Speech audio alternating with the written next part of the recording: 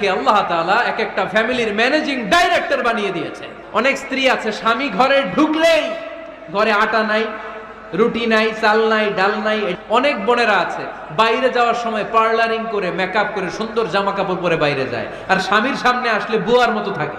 ড্রাইভারের সাথে কথা বলার সময় মিষ্টি হাসি দিয়ে কথা বলে। বাজারে শপিং করতে গেলে আসসালামু আলাইকুম ভাই কেমন আছেন, কি সুন্দর আসসালামু আলাইকুম। স্বামীর সামনে আসলে আর এই মিষ্টি কথাটা নাই। কেউ ফোন দিয়েছে, হ্যালো কে, স্বামীকে চায়, উনি বাসায় নাই, কাট। আমার বোনেরা, আমার মায়েরা, খবরদার, আপনার স্বামীর ভেতরে আপনার জান্নাত, আপনার স্বামীর ভেতরে আপনার জাহান্নাম। Rose TV 24. Enjoy by listening to the Holy Quran. স্ত্রীদেরকে আল্লাহ কি দায়িত্ব দিয়েছে? একটা ফ্যামিলিকে সুন্দর করতে, একটা দাম্পত্য জীবনকে সুন্দর করতে। স্ত্রীর এক নম্বর দায়িত্ব হচ্ছে she should make a comfort to her husband. স্ত্রীর উচিত স্বামীর জন্য ঘরটাকে